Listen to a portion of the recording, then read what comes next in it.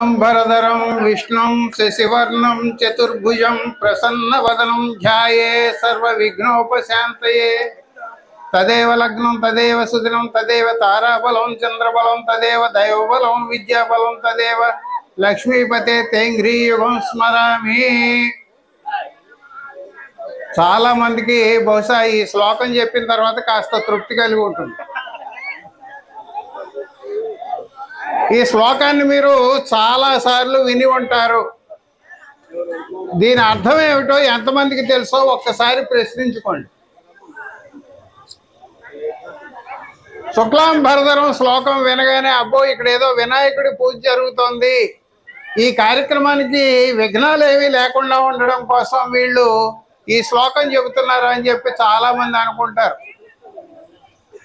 ఈ శ్లోకం ఎందుకు చెప్పాను అంటే మనం ఆచరించేటువంటి కార్యక్రమాల్లో ఏ మంత్రం ఎందుకు పురోహితుడు చెబుతున్నాడో దాని అర్థం ఏమిటో తెలియకుండానే మనం ఆచరిస్తున్నాం. ఇప్పుడు నేను చెప్పిన శ్లోకంలో వినాయకుడు లేనే లేడు. ఎవరున్నారు మరి? శుక్లాం భరధరం విష్ణుం, తెల్లని వస్త్రాలు ధరించిన ఓ విష్ణుమూర్తి,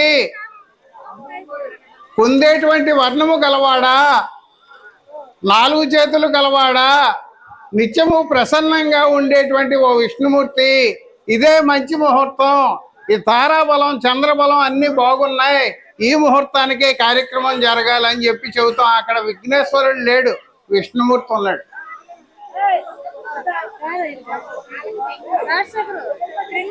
అందువల్లనే నేను ప్రత్యేకంగా ఇక్కడికి చాలా దూరం నుంచి వచ్చింది. ఎందుకంటే మనకి తెలియకుండా, అర్థాలు తెలియకుండా వాస్తవంగా అక్కడ తంతులో ఏం జరుగుతుందో, ఆ మంత్రాల అర్థం ఏమిటో, పురోహితుడు చెప్పేటువంటి అర్థం ఏమిటో, వాస్తవంగా జరుగుతున్న తంతు వెనక ఉన్నదేమిటో తెలుసుకోకుండానే మనం నిత్యము కార్యక్రమాలు ఎలా నిర్వహిస్తున్నామో చెప్పడం కోసమే నేను దూర ప్రాంతం నుంచి వచ్చాను. ఈ సందర్భంగా పెళ్లి కాని పిల్లలకు, త్వరలో పెళ్లి చేసుకోబోతున్నామని చెప్పేటువంటి యువతి యువకులకు, పెళ్ళై ఆనందంగా సంసార జీవితం సాగిస్తున్న పెద్దలకు,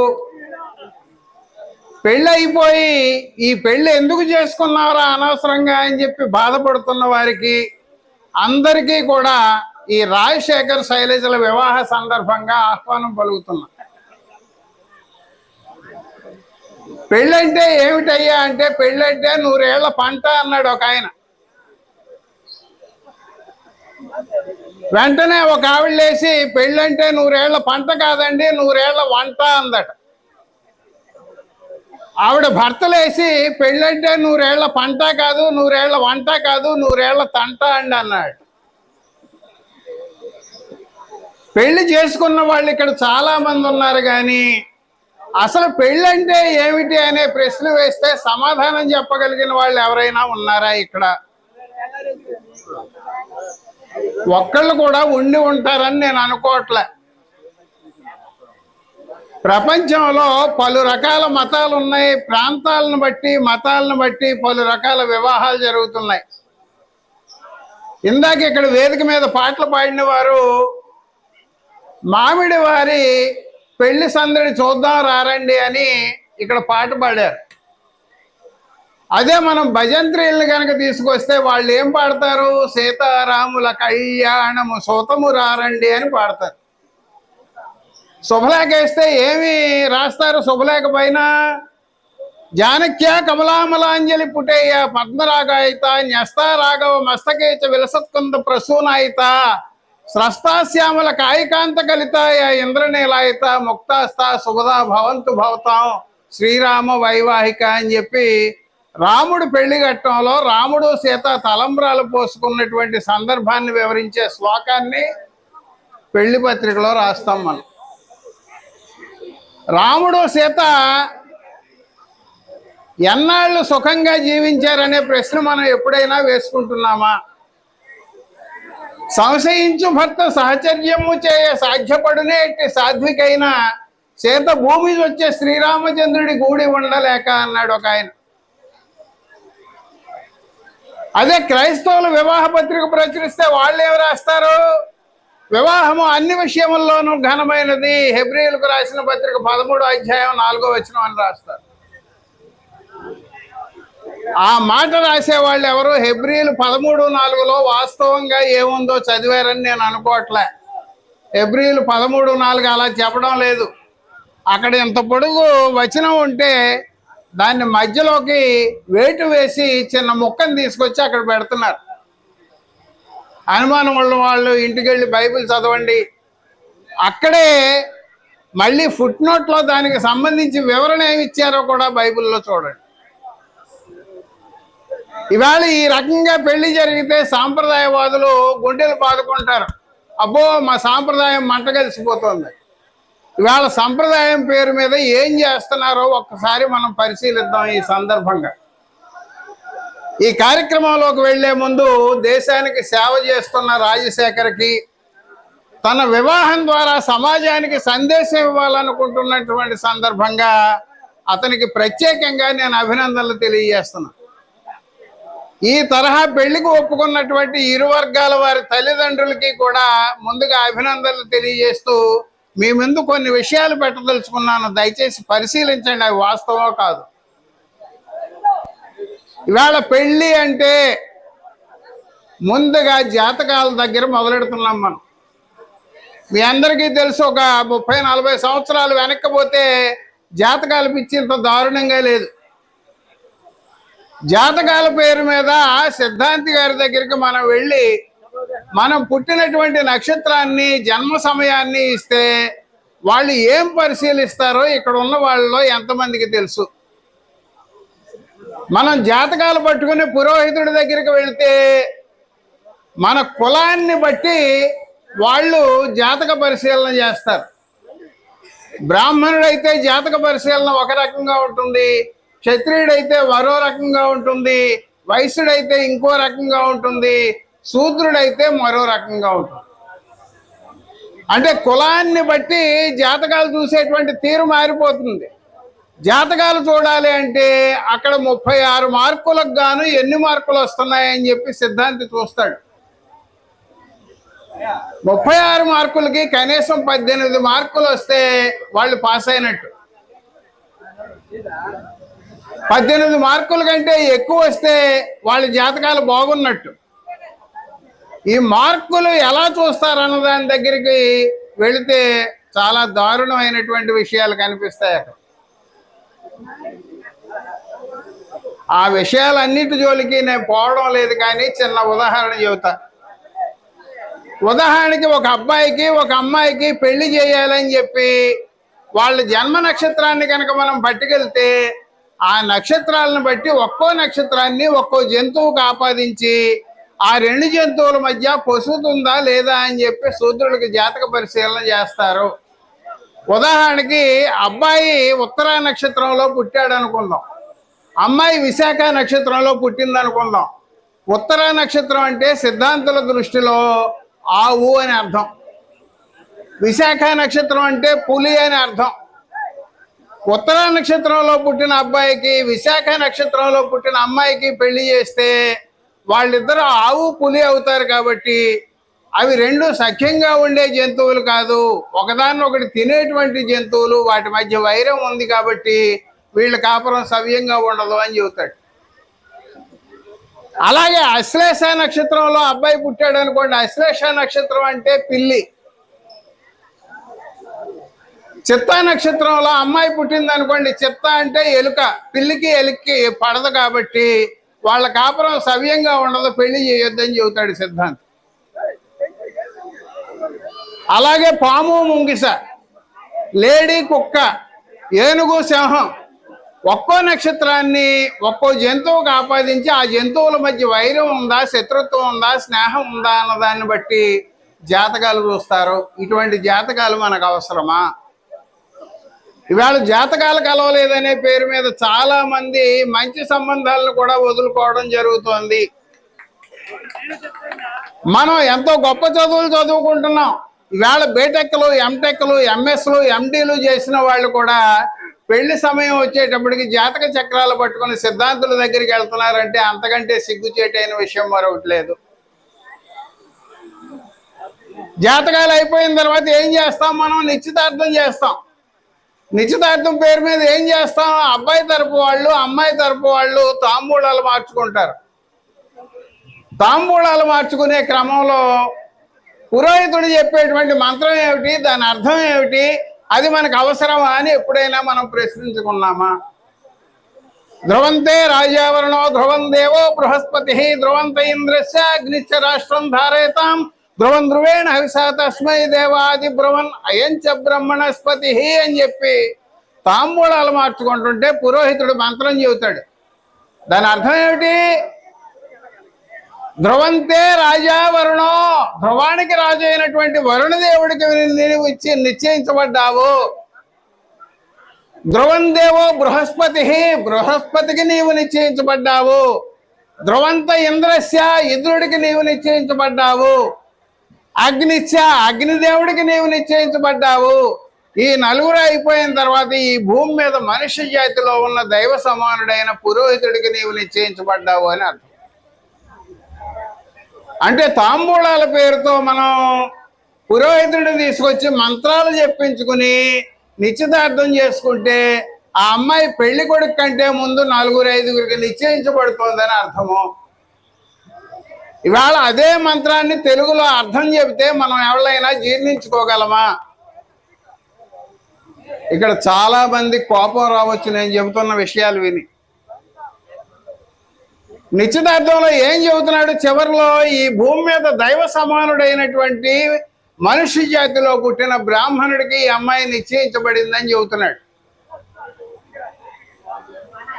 1819లో ఆంగ్లేయులు ఈ దేశంలో చట్టం తీసుకొచ్చే వరకు శూద్ర కుటుంబాల్లో అమ్మాయికి పెళ్లి అయితే ఆ అమ్మాయిని మొట్టమొదటిగా అనుభవించేటువంటి హక్కు పురోహితుడికి ఉండేది, పెళ్లి కొడుక్కి కాదు. 1819కి ముందు. ఇక్కడ ఆడవాళ్ళు చాలా మంది ఉన్నారు. మీ అందరికీ ఒక ప్రశ్న వేస్తున్నానమ్మా. కన్యాదానం పేరు మీద ఈవేళ పెళ్లిళ్లలో ఒక తంతు జరుగుతోంది. దానం అంటే ఏమిటి? మన దొడ్లో 4 గుమ్మడికాయలు కాస్తే 2 గుమ్మడికాయలు ఇరిగింటోళ్ళకి పొరిగింటోళ్ళకి ఇస్తాం. తోటకూర కాళ్ళు పండితే 4 తోటకూర కాళ్ళు పీకి వేళ కూర వండుకుందని దానం చేస్తాం. ఎవడైనా బీద విద్యార్థి వస్తే నా దగ్గర పెన్నులు వేస్తారంటే నేను పెన్ను ఇస్తున్నాను రా పట్టుకెళ్ళని చెప్పిస్తాం.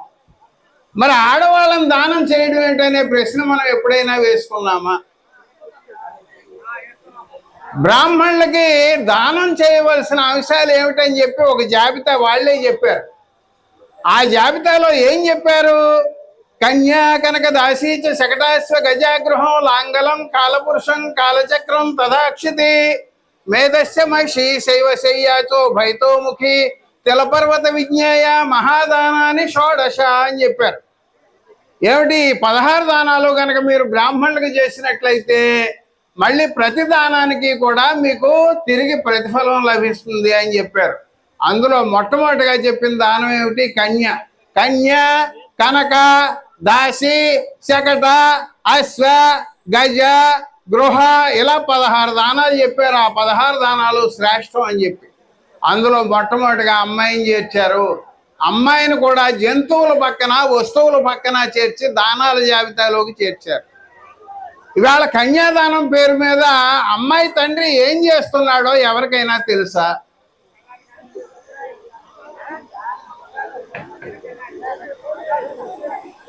అలంకరించబడినటువంటి ఓ పెళ్లి కొడుక, విష్ణుమూర్తి స్వరూపుడైన ఓ పెళ్లి కొడుక, రా నీ కాళ్ళు కడగడానికి నేను సిద్ధంగా ఉన్నాను, ఇదిగో నువ్వు కూర్చోడానికి సీటు, ఇదిగో నీ కాళ్ళు కడగడానికి నీళ్ళు అని చెప్పి అమ్మాయి తండ్రి పెళ్లి కొడుకుని పిలుస్తాడు. ఏమయ్యా, అమ్మాయి తండ్రి వయసు ఎంత, పెళ్లి కొడుకు వయసు ఎంత? తనకంటే చిన్నవాడి కాళ్ళు కడిగి నా కూతుర్ని నీకు దానం చేస్తున్నానని చెప్పవలసిన అవసరం ఈ రోజుల్లో ఉందా? అపపాదావనే జనీర్దిశంతో నా సయంతుమే ఆస్మిన్ కులస్య బ్రహ్మవర్చస్య అని చెప్పి మంత్రం చెబుతాడు. అక్కడ నాయన ఇదిగో నీ 2 కాళ్ళు కడగడానికి నీళ్లు, నీ కాళ్ళు కడిగిన ఈ నీళ్లు నా శత్రువులందరినీ నిశ్శేషంగా నాశనం చేయుగాక. నా కులంలో నేను బ్రహ్మవర్చస్సు గలవాడిగా ఉండడం కోసం నేను ఈ కాళ్ళు కడిగి అమ్మాయిని నీకు దానం చేస్తున్నాను అని మంత్రం చెబుతాడు. అక్కడ చెప్పేదానికి మంత్రానికి చేసే తంతుకి ఏమైనా సంబంధం ఉందా? ఇలాగంటే చాలా మందికి అబ్బో మీరు సంప్రదాయ వ్యతిరేకులు, ఎప్పటి నుంచో వస్తున్న ఆచారాలను మీరు వ్యతిరేకిస్తున్నారు అని చెబుతున్నారు. ఈవేళ మనం పాటిస్తున్న ఆచారాలు ఏ మేరకు సబబు? ఇవాళ పెళ్లి అనేటప్పటికి ముహూర్తం పేరు మీద మనం ఏం చేస్తున్నాం, రాత్రి 2:36 అని చెప్పి అబ్బో ఇది చాలా గొప్ప ముహూర్తం అండి అందుకనే అర్ధరాత్రి పెట్టామని చెబుతున్నాం. రాత్రి 2:36 పెళ్ళి అయితే 7 గంటల నుంచి మనం భోజనాల కార్యక్రమం పెట్టి 7 గంటల నుంచే అమ్మాయిని అబ్బాయిని అక్కడ కుర్చీ వేసి కూర్చోబెట్టి నూతన జంటగా 10 మందికి పరిచయం చేసి అక్షతలు వేసి వెళ్ళండి అని చెబుతున్నారు. ఇవాళ పెళ్లి కాకుండానే వాళ్ళిద్దరిని భార్యాభర్తలుగా మనం పరిచయం చేస్తున్నామంటే తప్పు చేస్తున్నామా ఒప్పు చేస్తున్నామా? ఇవాళ రాత్రి 2:36 ముహూర్తం అయితే 7 గంటలకు వాళ్ళిద్దరిని భార్యాభర్తలుగా ఎలా పరిచయం చేస్తాం మనం? పైగా ఏం చేస్తున్నాం, భోజనాలు అయ్యేంత వరకు వాళ్ళనేమో సీట్లో కూర్చోబెట్టి భార్యాభర్తలుగా పరిచయం చేసి అక్షతలు వేయించి దీవించమని చెప్పి రాత్రి పెళ్లి టైంకి 2:36 ఏం చేస్తున్నాం, అంత ప్రకృత అని చెప్పి ఇద్దరి మధ్య తెరకట్టండి నాయన అంటున్నాం. ఎందుకయ్యా ముహూర్తం టైంకి తెరగడతారని మాబోటి వాళ్ళు అడిగితే అబ్బాయి వాళ్ళిద్దరూ ముహూర్తం టైంకి మాత్రమే ఒకళ్ళ ముఖం ఒకళ్ళు చూసుకోవాలి. ముహూర్తం సమయంలో ఇద్దరు కూడా జీలకర్ర బెల్లం బాగా కలిపి ఒకళ్ళ నెత్తి మీద ఒకళ్ళు పెట్టుకుంటే బ్రహ్మరంధ్రం కింద ఉన్న సహస్రాకార చక్రం ద్వారా 2 కనుబొమ్మల మధ్యన ఉండేటువంటి ఆజ్ఞా చక్రంలోకి అది ప్రవేశించి శక్తి ఆజ్ఞా చక్రంలోంచి ఒకళ్ళ ముఖంలోంచి ఇంకొకళ్ళ ముఖంలోకి శక్తి ప్రసరిస్తుందట. అలా జీలకర్ర బెల్లం పెట్టడం వల్ల వాళ్ళిద్దరిలో ఉన్నటువంటి గుణాలన్నీ సమపాళ్లలో ఒకళ్ళ నుంచి ఒకళ్ళకి భర్తీ అయ్యి ముహూర్త సమయంలోనే ఒకళ్ళనొకళ్ళు చూసుకోవడం ద్వారా వాళ్ళు సమమనస్కులై భవిష్యత్తులో బాగా కాపురం చేస్తారు. ఈవేళ పెళ్ళి అయిన తర్వాత పెళ్లి కాబోయేటువంటి జంటలు ప్రీ వెడ్డింగ్ షూట్ పేరు మీద రకరకాల భంగిమల్లో ఫోటోలు తీసుకోవడం వీడియోలు తీసుకోవడం మనకి తెలుసు. ఇద్దరూ కలిసి సినిమాలకు వెళ్తున్నారు, షికార్లకు వెళ్తున్నారు, షాపింగ్లకు వెళ్తున్నారు. అటువంటి వాళ్ళని కూడా వేదిక మీద తీసుకొచ్చే ముహూర్త సమయంలో అబ్బాయి వీళ్ళిద్దరూ ఒకళ్ళ ముఖం ఒకళ్ళు ముహూర్తానికి ముందు చూసుకోకూడదని చెప్పడం అజ్ఞానమా విజ్ఞానమా? అర్ధరాత్రి ముహూర్తాలు అయితే 7 గంటలకే మనం భార్యాభర్తలుగా వాళ్ళిద్దరిని అక్షతలు వేయమని కోరడం అజ్ఞానమా విజ్ఞానమా? వాళ్ళ అక్షతలు ఎందుకు వేయమని చెబుతున్నారు? చాలా మంది వాడుకలో అక్షింతలు అంటారు. అక్షింతలు కాదు దాని పేరు, అక్షతలు. అక్షతలు అంటే విరగనిది అని అర్థం. విరగనిది అంటే వీళ్ళ బంధం విరగకుండా ఉంటుంది. మీరు అక్షతలు వేస్తే మీ చేతిలో ఉన్నటువంటి శక్తి అక్షతల ద్వారా వాళ్ళ నెత్తి మీద పడి మీ శక్తిని కూడా వాళ్ళు కొంత పుంజుకుని వాళ్ళు సవ్యంగా కాపురం చేస్తారని చెబుతున్నారు. ఇవాళ పెళ్ళి అంటే ఏమిటంటే ఒక ఆయన బాజాలు భజంత్రీలు అని సమాధానం ఇచ్చాడు. ఇక్కడ బాజాలు లేవు, భజంత్రీలు లేవు. బాజాలు భజంత్రీలు పెళ్లిలో ఎందుకు పెడతారో, ముఖ్యమైన ఘట్టాలు జరుగుతున్న సందర్భంలో బ్రాహ్మణుడు వాయించండి అయ్యా అని చెప్పి ఎందుకు చెబుతాడో, ఆ ఘట్టం అయిపోయిన తర్వాత ఆపండి అయ్యా అని చెప్పి చెయ్యి ఎందుకు ఎత్తుతాడో ఎవరికైనా తెలుసా? పెళ్లిలో బాజాలు భజంత్రీల అవసరం దుశ్శకనాలు ఏమీ కూడా మనకు తెలియకుండా ఉండడం కోసమే. అనుభవం పరిహవం పరివాదం పరిక్షపం దుస్వప్నం దుర్తితం తద్విషద్భ్యోది శామ్యహం అని చెప్పి ఓ శకున మంత్రం చెబుతాడు పురోహితుడు. ఆ శకున మంత్రానికి అర్థం ఏమిటి? పక్కల నుంచి పిలవడం, వెనక నుంచి పిలవడం, ఏడవడం, దగ్గడం, తుమ్మడం వంటి దుశ్శకనాలు ఏవైతే ఉన్నాయో అవన్నీ నాకు కాకుండా నా విరోధి వర్గానికి చెందుగాక అని చెప్పి అర్థం ఉంది. అటువంటి దుశ్శకనాలు ఏమైనా ఉంటే ఎవరికి వినిపించకుండా ఉండడం కోసం భజంత్రీలను వాయించమంటారు తప్ప అక్కడ వాటి అవసరం లేదు. పైగా అక్కడ ఏం కోరుతున్నాడు? ఈ దుశ్శకనాలన్నీ ఏమైతే ఉన్నాయో ఆయన నాకు చెందకుండా నా విరోధి వర్గానికి చెందుగాక అని చెప్పి మంత్రం చెబుతున్నాడు. మేం బాగుండాలని కోరుకోవడంలో తప్పులేదు. నా శత్రువులు అందరూ నాశనం అయిపోవాలని చెప్పి కోరుకోవడం ఏంటి? అసలు అర్థం ఉందా? ఇవాళ వివాహం పేరు మీద జరిగేటువంటి ముఖ్య ఘట్టాలు ఏమున్నాయి, ఆ ముఖ్య ఘట్టాల్లో మనం ఏం చేస్తున్నాము అన్నదాన్ని క్లుప్తంగా వివరిస్తాను, ఎందుకంటే సమయం లేదు కాబట్టి. మనందరికీ బాగా తెలిసినది ముహూర్తానికి జీలకర్ర బెల్లం పెడతారన్నది మనకు తెలుసు. జీలకర్ర బెల్లం ఎందుకు పెడతారయ్యా అని అడిగితే వాళ్ళు ఏం చెబుతున్నారు? జీలకర్ర బెల్లం కలిపి రుద్దితే విద్యుత్తు పుడుతుంది. ఆ విద్యుత్తు పుట్టినటువంటి జీలకర్ర బెల్లాన్ని అబ్బాయి అమ్మాయి పరస్పరం నెత్తి మీద పెట్టుకుంటే ఆ విద్యుత్తు ద్వారా ఇరువురిలో ఉన్న శక్తులు ఒకరి నుంచి ఒకరికి ప్రయాణం చేసి ఇద్దరు సమమనస్కులు అవుతారని చెబుతున్నారు. సరే, ఈవేళ మన ఇంట్లో కరెంటు పోతే జీలకర్ర బెల్లం కలిపి డబ్బాలో పెట్టి వైర్లు పెడితే ఏమైనా విద్యుత్ వస్తుందా? ఆ ప్రయోగానికి మనం ఎందుకు సిద్ధపడడం లేదు? అసలు ముహూర్తం అంటే నిఘంటువులు అర్థం ఏం చెప్పాయి? ముహూర్తము అంటే 48 నిమిషాలు అని చెప్పి శబ్దరత్నాకరం చెబుతాం. మన వాళ్ళు ఏమంటారు? అబ్బాయి ముహూర్తం దాటిపోతుంది, తొందరగా కానివ్వండి అంటారు. అసలు ప్రపంచంలో ఏ ఇద్దరు గడియారాలైనా సెకండ్లతో సహా ఒకే సమయం చూపెట్టడం మనకు తెలుసా? ఇక్కడున్న పక్కన కూర్చున్న వాళ్ళు మీ 2 గడియారాల్లో టైం చూడండి, సెకండ్లతో సహా ఒకటే ఉండడం సాధారణంగా ఎక్కడా జరగదు. మరి ముహూర్తం అనే దానికి అర్థం ఏమిటి? 48 నిమిషాలు అంటే ముహూర్తం అని చెప్పి నిఘంటువులు చెబుతుంటే 12 గంటల 36 నిమిషాలకి 2 గంటల 32 నిమిషాలకి అని చెప్పి ముహూర్తం పెట్టుకోవడంలో ఏమైనా అర్థం ఉంది? పైగా తెరగట్టుకోవాల్సిన అవసరం ఉందా? మనందరికీ తెలుసున్నది ఏమిటి? తాళి కట్టడం ఒకటి తెలుసు మనకి. మిగతా తంతులు ఎలా ఉంటే మనకెందుకు? అబ్బాయి అమ్మాయి మెడలో తాళి కట్టాడా లేదా? తాళి కడితే ఇంక వివాహం అయిపోయినట్టే, మనం వెళ్ళిపోవచ్చు. ఇక్కడున్న ఆడవాళ్ళు ఎప్పుడైనా ప్రశ్నించుకున్నారా? నా మొగుడు నాకు తాళి కడుతున్నాడు, నా మొగుడికి నేనేమీ కట్టలేదే, నాకు పెళ్ళైనట్టు తెలియడానికి నా మెడలో తాళి ఉండాలని అంటున్నారు అందరూ. మరి నా మొగుడికి పెళ్ళైనట్టు తెలియాలంటే ఎలాగా? ఇవాళ చాలా మంది మగవాళ్ళు నాకు పెళ్ళి అవ్వలేదని చెప్పి బయట ఎఫ్ఐఆర్లు నడిపే వాళ్ళు చాలా మంది ఉన్నారు. మరి మగాళ్ళకి పెళ్ళి అయినట్టుగా ఏ గుర్తులు అక్కర్లేదా? ఆడవాళ్ళు తలకాయ ఉంచుకొని ఇవాళకి కూడా తాళిబొట్టు ఎందుకు కట్టించుకుంటున్నారు? అసలు తాళిబొట్టు అంటే ఏమిటి? ఆ సందర్భంగా చెప్పేటువంటి మంత్రం ఏమిటి? దాని అర్థం ఏమిటి అన్నది మనం ఎప్పుడైనా ఆలోచించామా? తాళిబొట్టు అనేది 2 కారణాల వల్ల ఉనికిలోకి వచ్చింది. గతంలో పెళ్ళైతే అమ్మాయి మెడలో కట్టేటువంటి తాళిబొట్టులో ఒక బిళ్ళని తల్లి తరపు వాళ్ళు, ఒక బిళ్ళని మామగారి తరపు వాళ్ళు, అంటే అత్తగారి తరపు వాళ్ళు చేయించేవారు.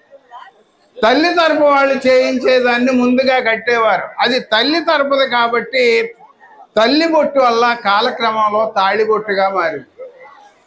అలాగే కొంతమంది పెళ్ళైన సందర్భంగా నుదుట్లో కుంకుమ బొట్టు పెట్టుకోవడం స్త్రీలకి అలవాటు. అలా కుంకుమ బొట్టు పెట్టుకునే సందర్భంలో పెళ్ళి అయిన తర్వాత తొలిసారిగా పెట్టుకునే బొట్టుని తొలి బొట్టు అన్నారు. అదే కాలక్రమంలో తాళిబొట్టుగా పరిణమించింది. మంగళ్యం తంతునా నేనా మమ జీవన హేతున కంటే బద్నామి శుభగేత్వం జీవ శరదస్వతం ఓం మాంగళ్యధారణ ముహూర్త సుముహూర్తస్తు అని చెప్పి ఆ సందర్భంగా మంత్రం చెబుతాడు. అయ్యా క్లోజ్ చేయనా ఏంటి?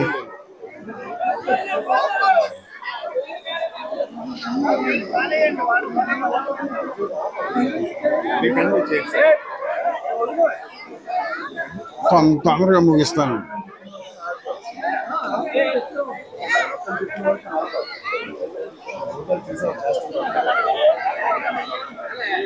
సరే, నేను ముఖ్యమైన ఘట్టాలని 2-3 వివరించి ముగిస్తాను. మనందరికీ బాగా తెలిసిన ఘట్టాలు పెళ్లిలో తలంబ్రాల ఘట్టం ఒకటి, సప్తపది ఒకటి, అరుంధతి నక్షత్రం ఒకటి, శోభనం ఒకటి. తలంబ్రాల ఘట్టంలో ఏం జరుగుతుందో ఎవరికైనా తెలుసా?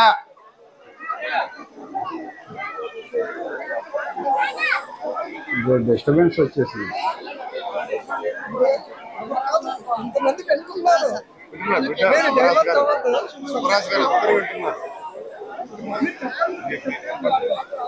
తలంబ్రాల పేరు మీద పురోహితుడు చెప్పేటువంటి మంత్రాలకి అర్థం మనకి తెలుసా? అసలు అక్కడ జరిగేటువంటి తంతు ఏమిటో మనకి తెలుసా? మీ అందరికీ తెలుసు, తలంబ్రాలు అనేది వేడుకగా జరిగేటువంటి ఒక కార్యక్రమం. ఎండు కొబ్బరి తీసుకొచ్చి అందులో బియ్యం పోసి ఒకళ్ళ నెత్తి మీద ఒకళ్ళకి, అమ్మాయి చేత అబ్బాయికి, అబ్బాయి చేత అమ్మాయికి తలంబ్రాలు పోయిస్తారు. ఆ తర్వాత అక్షతల పేరు మీదో లేదంటే ముత్యాల పేరు మీదో రకరకాల అంశాలని పాటించడం మనకి తెలుసు. అక్కడ పురోహితుడు చెప్పేటువంటి మంత్రం ఏమిటి? ప్రజామే కామ సమృద్ధ్యత, పశువోమే కామ సమృద్ధ్యత, యజ్ఞోమే కామ సమృద్ధ్యత, శ్రేయోమే కామ సమృద్ధ్యత. అంటే నీ యందు నాకు మంచి సంతానం కలగాలి, మనకి పశు సంపద కలగాలి, మనకి యజ్ఞ సంబంధమైన సంపద కలగాలి, మన శ్రేయస్సుకు దారి తీసేటువంటి వివిధ సంపదలు కలగాలి అని చెప్పి అక్కడ పురోహితుడు మంత్రం చెబుతాడు. ఇక సప్తపది అని ఒకటి ఉంది. 7 అడుగులు కలిసి నడిపిస్తారు అమ్మాయిని అబ్బాయిని.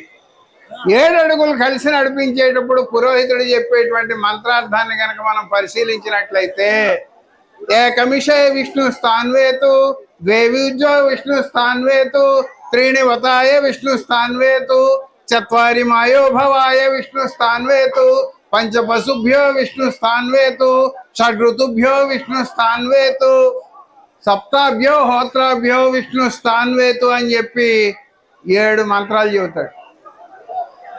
మొదటి అడుగు వేయడం వల్ల మనకి అన్నం కలగాలి, 2వ అడుగు వేయడం వల్ల మనకి బలం కలగాలి, 3వ అడుగు వేయడం వల్ల మనకి వ్రత సంబంధమైనటువంటి సంపదలు రావాలి, పశు సంపదలు రావాలి, ఋతు సంపదలు రావాలి. ఇలాగ ఒక్కో అడుగుకి ఒక్కోటి చెబుతూ ఉంటాడు.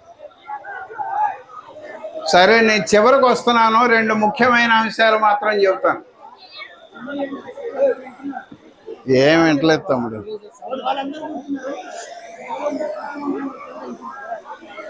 చాలా మంది ఈవేళ పెళ్లి పేరుతో పెళ్ళి అయిన తర్వాత అబ్బాయిని అమ్మాయిని బయటికి తీసుకెళ్ళి పగటిపూట కూడా ఆకాశంలోకి చూపెట్టి, అదిగో అక్కడ అరుంధతి కనిపిస్తోంది చూడు అని చెప్పడం మనందరికీ తెలుసు. అరుంధతి పేరు మీద ఎవరిని చూపెడుతున్నారు? మనకి నక్షత్రాన్ని చూపెడుతున్నారు. ఆ నక్షత్రాన్ని కూడా పగటిపూట చూపెడుతున్నారు. ఎందుకు చూపెడుతున్నారు? ఆకాశంలో ఉండేటువంటి అరుంధతి నక్షత్రం మహాపతివ్రతకి సూచనట. సప్తర్షుల భార్యలు ఎవరైతే పతివ్రతలుగా గుర్తింపు పొందారో, ఆ సప్తర్షుల భార్యల తర్వాత 8వ దానిగా నిన్నే గుర్తిస్తున్నాము, నువ్వు కూడా ఆ పతివ్రతల జాబితాలోకి వెళ్ళాలి అని చెప్పి అరుంధతి నక్షత్రాన్ని చూపెడుతున్నారు. ఇవన్నీ ఇలా ఉంటే శోభనం పేరు మీద జరిగేటువంటి తంతు కూడా మనకి తెలుసు. శోభనం పేరు మీద ఏ తంతు జరుగుతోంది అని చెప్పడం, ఇంతమంది ఆడవాళ్ళు ఉన్న చోట చెప్పడం కూడా కొంచెం ఇబ్బందికరమైన విషయం. శోభనం పేరు మీద ముందుగా అమ్మాయిని అనుభవించే హక్కు నాదే అని పురోహితుడు మంత్రం చెప్పి, ఆ మంత్రాలు చెప్పిన తర్వాత శోభనం గదిలోకి పంపడం జరుగుతుంది. ఇవాళ ముఖ్యంగా నేను స్మృతుల ప్రకారం ఇక్కడ శూద్ర కులంలో వివాహం జరుగుతోంది కాబట్టి, బ్రాహ్మణ క్షత్రియ వైశ్యులు కాని వారందరూ కూడా హైందవ స్మృతుల ప్రకారం శూద్రులే కాబట్టి, శూద్రులకు పెళ్లి చేస్తే పురోహితుడు మంత్రాలు ఏం చెబుతాడు, ఇతర కులాల వాళ్ళకి పెళ్లి చేస్తే ఏం మంత్రాలు చెబుతాడు అన్నది కాస్త మీకు చెప్పకపోతే అక్కడ ఉన్నటువంటి లోటుపాట్లు మీకు తెలిసినట్టు కాదు. శ్రీ గోవింద గోవింద గోవింద శ్రీ మహావిష్ణురాజ్ఞేయ ప్రవర్తమానస్య అద్య బ్రహ్మణం ద్వితీయ పరార్థే శ్వేతావరాహకల్పే వైవస్త మన్వంతరే కలియుగే ప్రథమ పాదే జంబూద్వీపే వర్షే నేరో దక్షిణ దిగ్భాగే శ్రీశైలస్య కృష్ణా గోదావరి మధ్యదేశే సమస్త దేవతా హరిహర సన్నిధౌ ఆస్మిన్ వర్తమాన వ్యవహార చంద్రమానేనా అని చెప్పి అక్కడ ఆగుతాడు. ఆగి ఆ సంవత్సరం, ఆ నెల, ఆ పక్షం, ఆ వారం, ఆ రోజు, ఆ సమయం, ఆ తిథి, ఆ నక్షత్రం ఇవన్నీ చెప్పిన తర్వాత పేట్ల మీద ఉన్నవాడిది కులం ఏమిటి, పేరేమిటి అని అడుగుతాడు. పేట్ల మీద ఉన్నవాడు కనుక బ్రాహ్మణుడైతే వాడికో రకం మంత్రం, పేట్ల మీద ఉన్నవాడు క్షత్రియుడైతే వాడికో రకం మంత్రం, పేట్ల మీద ఉన్నవాడు కనుక వైశ్యుడైతే వాడికో రకం మంత్రం, పేట్ల మీద ఉన్నవాడు శూద్రుడైతే వాడికో రకం మంత్రం. పేట్ల మీద ఉన్నవాడు బ్రాహ్మణుడు అనుకోండి, నాయనా నీ పేరేంటని అడుగుతాడు. ఏం చెబుతాడు ఆయన? శ్రీరామచంద్రమూర్తి అంటాడు. శ్రీరామచంద్రమూర్తి శర్మానం మమోపాత దుర్దక్షయ ద్వారా శ్రీ పరమేశ్వర ప్రీత్యర్థం ఆయుష్యాభివృద్ధ్యర్థం పాణిగ్రహణాఖ్యం కర్మ కరిష్యమానస్తగంగతేన తదాదవ శుచ్యర్థం మహాజనై సహ స్వస్తి పుణ్యాహ వాచనం కరిష్యే అని చెప్పి మంత్రం చెబుతాడు. అదే పేట్ల మీద ఉన్నవాడు క్షత్రియుడైతే, నాయన నీ పేరేమిటి? సత్యనారాయణరాజు, సత్యనారాయణరాజు వర్మానామం అని చెబుతాడు. పేట్ల మీద ఉన్నవాడు కనుక వైశ్యుడైతే, నాయన నీ పేరేంటి? సుబ్బారావు, సుబ్బారావు గుప్తానామం అని చెబుతాడు. అదే పేట్ల మీద ఉన్నవాడు కనుక శూద్రుడైతే ఏం చెబుతాడు? అబ్బే మేము గొప్ప కమ్మ వాళ్ళం, మేము గొప్ప రెడ్లం, మేము ఫలానా కులం వాళ్ళం, మేము ఓసేలం అని చెప్పి ఎవరైనా జబ్బలు జరుచుకుంటే వాళ్ళందరూ కూడా పురోహితుడి దగ్గరికి వస్తే శూద్రులు లెక్కే. ఏం చెబుతాడు వాళ్ళకి? నాయన నీ పేరేంటని అడిగితే పుల్లయ్య అన్నారు అనుకోండి. పుల్లయ్య దాసానం మమోపత్త దుర్తక్షయ ద్వారా శ్రీ పరమేశ్వర ప్రీత్యర్థం ఆయుష్యాభివృద్ధ్యర్థం పాణిగ్రహణాఖ్యం కర్మ కరిష్యమానస్తగం గతేన తదాదవ శుచ్యర్థం మహాజనై సహ స్వస్తి పుణ్యాహ వాచనం కరిష్యే అని చెబుతాడు. దాని అర్థం ఏమిటి?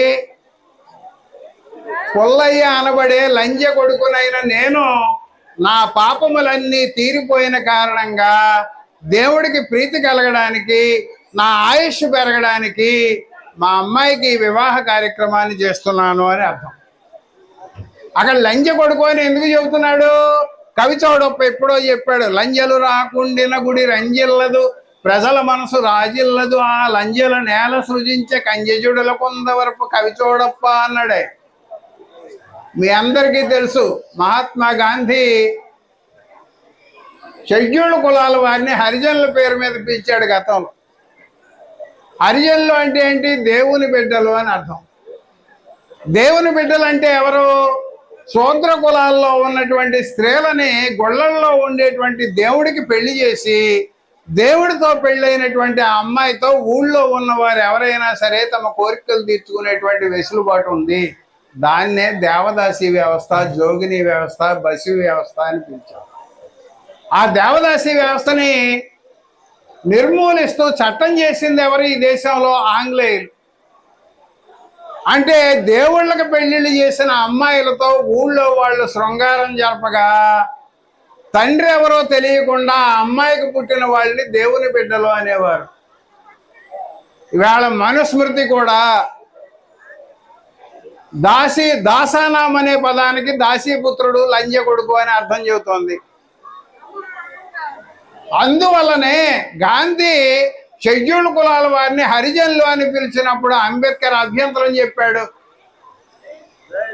మమ్మల్ని దేవుని బిడ్డలని పిలవడానికి వీలు లేదు, మేము దేవునికి పుట్టిన వాళ్ళం కాదు, మనుషులకు పుట్టిన వాళ్ళం, మమ్మల్ని దేవుని బిడ్డలు అని చెప్పి మీరందరూ కూడా మమ్మల్ని అవమానపరుస్తున్నారు, ఈ హరిజన పదాన్ని నిషేధించాలి అని చెప్పి అంబేద్కర్ పట్టుబడితే కేంద్ర ప్రభుత్వం ఆ పదాన్ని నిషేధించింది. ఇవాళ మేము గొప్ప సూత్రులు అని చెప్పుకునే వాళ్ళందరూ పురోహితుడి దగ్గరికి వెళ్ళి ఏం చేస్తున్నారు? నేను లంజ కొడుకుని అని చెప్పి మనల్ని మనమే తిట్టించుకుంటూ ఆయన కాళ్ళు కడిగి, ఆ కాళ్ళు కడిగిన నీళ్లు మన నెత్తి మీద పోసుకొని ఆయనకి సంభావనలు ఇచ్చి మరీ పంపిస్తున్నాం. ఇది జ్ఞానం ఉన్న వాళ్ళు చేయదగ్గ అంశమా? ఒక్కసారి ఆలోచించండి. మనం ఎంత గొప్ప చదువులు చదువుకున్నా మన చదువుకున్న చదువుకి విలువ లేకుండా మన వివేకాన్ని పక్కన పెట్టి అజ్ఞానంతో ప్రవర్తిస్తున్నామా లేదా? ఇవాళ సాంప్రదాయ వివాహాల దగ్గరికి వెళ్ళండి, ఈ టైంలో ఇంత లైటింగ్ పెట్టి పెళ్లి చేస్తుంటే ఓ పక్కన చాకలికి కాగడ ఇచ్చి నిలబెడతారు. చాకలికి కాగడ ఇచ్చి ఎందుకు నిలబెడుతున్నారు? పూర్వకాలం విద్యుత్ లేని రోజుల్లో, నూనె దీపాలు ఉన్న కాలంలో నూనె దీపాల వెలుగు ఎక్కువ మంది హాజరైన చోట సరిపోదు కాబట్టి కాగడాలు వెలిగించి ఎక్కువ లైటింగ్ ఉండేలాగా ఆ రోజుల్లో చూసుకునేవారు. ఇవాళ మనం విద్యుత్ దీపాలతో అలంకరణ చేసుకొని కూడా చాకలి చేతికి కాగడా ఇస్తూనే ఉన్నాం. విద్యుత్ లేని రోజుల్లో ఒక్కబోత భరించలేక పెళ్లి కొడుకు పెళ్లి కూతురు ఇబ్బంది పడతారని చెప్పి మంగళ చేతికి విసనకర్ర ఇచ్చి విసరమనేవారు ఆ రోజుల్లో. ఇవాళ ఏసీ కళ్యాణ మండపాల్లో పెళ్లిళ్ళు చేస్తూ మంగళ చేతికి విసనకర్ర ఇచ్చి విసరమంటున్నాం. మనం ఏ కాలంలో జీవిస్తున్నాం, ఏ కాలం నాటి ఆలోచనలతో జీవిస్తున్నాం, మన చదువుకున్న చదువులకి మన ఆచరణకి ఏమైనా సంబంధం ఉంటుంది? ఇవాళ ఇక్కడ పెళ్లి చేసుకోబోతున్నటువంటి నూతన జంట ఎన్నో కోరికలతో ఎన్నో ఊహలతో ఇక్కడ పెళ్లి చేసుకోవడానికి సిద్ధపడ్డారు. మీ అందరికీ తెలుసు. ఒక ఆయన పెళ్లికి వారం రోజుల ముందు రోడ్డు మీద కనిపిస్తే పలకరించాడట పరిచయం ఉన్న వ్యక్తి. ఏమిటి అబ్బాయి అంత సంతోషంగా ఉన్నావని అడిగాడు. వారం రోజుల్లో నా పెళ్ళి అన్నట్టు నవ్వుతూ. పెళ్ళి అయిపోయిన వారం రోజులకు మళ్ళీ కనిపిస్తే విచారంగా కనిపించిందట ఆయన ముఖం. ఏమిటి అబ్బాయి వారం క్రితం అడిగితే నా పెళ్ళి అని చెప్పి సంతోషంగా చెప్పావు, ఇప్పుడు పెళ్ళి అయిపోయిన తర్వాత విచారంగా కనిపిస్తున్నావు ఏంటంటే పెళ్లి కొడుకు అన్నాడట. పెళ్ళంటే ఏనుగు ఎక్కినంత సంబరం అనుకున్నాను, పెళ్ళి అయ్యాక తెలిసింది ఏనుగే నా మీద ఎక్కినట్టుగా ఉందని చెప్పి అన్నాడు. అంచేత పెళ్లికి ముందు చాలా మందిలో రకరకాల కోరికలు, ఆశలు, ఆశయాలు, భవిష్యత్తులో నేను పొందబోయేటువంటి సౌఖ్యం గురించి కోరికలు ఉంటాయి, ఊహలు ఉంటాయి. కానీ వాస్తవంలో పెళ్ళంటే మనం అందరం అనుకునేంత అందంగా ఉండదని పెళ్ళి అయిన వాళ్ళకి మాత్రమే తెలుస్తుంది. పెళ్ళి అయిన తర్వాత భార్యాభర్తల మధ్య అప్పుడప్పుడు చిన్న చిన్న తగాదాలు రావడం సహజం. ఆ తగాదాల్ని చిన్న వాటిని పెద్దవి చేసుకోకుండా తల్లిదండ్రుల దగ్గరకో బంధువుల దగ్గరకో వాటిని తీసుకెళ్ళి సమస్యని చించి మరీ పెద్దది చేసి ఎవరు చెప్పినా వినేటువంటి పరిస్థితి రాకుండా చేసుకున్నటువంటి సంఘటనలు ఈవేళ జరుగుతున్నాయి ఎక్కువగా. ఈవేళ సాఫ్ట్వేర్ ఉద్యోగాలను కనుక మనం పరిశీలిస్తే ఏ ఆఫీస్కి వెళ్ళినా పెళ్ళైన వాళ్ళలో 30% విడాకులు తీసుకున్న వాళ్ళే కనిపిస్తున్నారు అన్నది వాస్తవం. ఇవాళ ఇక్కడ రాజశేఖరు, శైలజ 10 మందికి ఆదర్శంగా ఉండేలాగున మేము పెళ్లి చేసుకున్నాము అని చెప్పి ప్రకటిస్తే చాలదు. వాళ్ళిద్దరి భవిష్యత్ జీవితం కూడా 10 మందికి ఆదర్శంగా ఉండేలాగా జీవించాలి. వాళ్ళ జీవితం ద్వారా మేము ముహూర్తాలు లేకుండా, బాజా భజంత్రీలు లేకుండా, జాతకాలు చూసుకోకుండా, పురోహితులు లేకుండా, మంత్రాలు లేకుండా పెళ్లి చేసుకున్నాము, అయినప్పటికీ కూడా మేము ఆనందంగా జీవిస్తున్నాము అని చెప్పి సమాజానికి సందేశం ఇవ్వవలసిన బాధ్యత వారి ఇరువురి మీద ఉంది. ఇవాళ మన వాళ్ళు అబ్బాయిని అమ్మాయిని దీవించండి అంటే ఏమని దీవిస్తారు? సీత, అరుంధతి, అహల్య, ద్రౌపది, తారా, మండోదరి, దమయంచాది మహాపతివ్రతానం అని చెప్పి దీవిస్తారు అమ్మాయిని. చూడండి, ఒక జాబితా చెబుతున్నారు. సీత, అరుంధతి, అహల్య, ద్రౌపది, తార, మండోదరి, దమయంతి లాంటి మహాపతివ్రతల్ని నువ్వు ఆదర్శంగా తీసుకో తల్లి అని చెప్పి చెబుతారు. ఈ నేను చెప్పిన జాబితాలో ఒకే మొగుడుతో దీర్ఘకాలం సుఖంగా జీవించిన ఆవిడ ఒక్కవిడైనా ఉందేమో ఒక్కసారి పరిశీలించారు. సీత, అరుంధతి, అహల్య, ద్రౌపది, తార, మండోదరి, దమయంతి. అంటే మీరు ఫలానా వాళ్ళని ఆదర్శంగా తీసుకొని జీవించండి అని చెప్పడానికి ఇక్కడ ఒక్కళ్ళు కూడా మనకు కనిపించడం లేదా? అదే మగాళ్ళకి చెప్పాల్సి వస్తే ఏం చెబుతారు? హరిశ్చంద్ర, నల, కార్తవీర్య, విక్రమార్క, భోజరాజాది పుణ్యపురుషానామ అని చెబుతాడు. అంటే మీరు వీళ్ళలాగా జీవించిన ఆయన అని చెప్పి అబ్బాయికి మనం చెప్పడం. అందులో మొట్టమొదటి ఉన్నవాడు ఎవడో హరిశ్చంద్రుడు. ఆయన ఏం చేశాడు? అయ్యా, నా బాకీలు తీర్చుకోవడానికి, నేను సత్యవ్రతుడని నిరూపించుకోవడానికి నా భార్యను అమ్మకానికి పెట్టాను. ఓ కాశీపుర వాసులారా, నా భార్యను కనుక మీరు కొనుక్కున్నట్లయితే ఆవిడ మిమ్మల్ని బాగా సుఖపెడుతుందని చెప్పి భార్యను నడిబజారులో వేలం పెట్టినటువంటి వ్యక్తి హరిశ్చంద్రుడు. ఆయన్ని వేళ మనం ఏం చెబుతున్నాం? సత్య హరిశ్చంద్రుడు అని చెబుతున్నాం. సత్య హరిశ్చంద్రుడు కూడా పెళ్లి చేసుకునేటప్పుడు ఏం చేశాడు? ధర్మే త్వయా యాషా నాతి చరితవ్యం నాతి చరామి, అర్ధే త్వయా యాషా నాతి చరితవ్యం నాతి చరామి, కామే త్వయా యాషా నాతి చరితవ్యం నాతి చరామి. అంటే ధర్మమునందు గాని, అర్థమునందు గాని, కామమునందు గాని నిన్ను విడిచి మరొకరితో పోను అని చెప్పి వాగ్దానం చేసి పెళ్లి చేసుకున్నటువంటి వ్యక్తిని నడిబజార్లో నిలబెట్టి అమ్మినటువంటి వ్యక్తిని వేళ సత్యవ్రతుడు అని చెప్పడం ఏ మేరకు సబబు? అదే పని వేళ మనం ఎవరైనా చేస్తే, అంటే మన భార్యను నడిబజార్లో నిలబెట్టి నేను అప్పులు తీర్చుకోవడానికి నా భార్యను నమ్ముతున్నానని చెబితే పోలీసు వాళ్ళు వచ్చి మనల్ని జైల్లో పెడతారా? సత్యహరిశ్చంద్రుడు లాంటి వాడు అని చెప్పి సన్మానం చేస్తారా? మనం ఏ కాలంలో జీవిస్తున్నాం?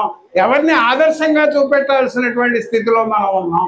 ఎవరిని చూపెడుతున్నాం? వేళకు పౌరాణిక పాత్రల ద్వారా మనం ఏ ఆదర్శాన్ని సమాజానికి చెప్పాలనుకుంటున్నాం? కల్పిత పాత్రల ద్వారా ఏ ఆదర్శాన్ని సమాజానికి ఇవ్వాలనుకుంటున్నాం? ఈవేళ వాస్తవాల్లో మనం బతకొద్దా?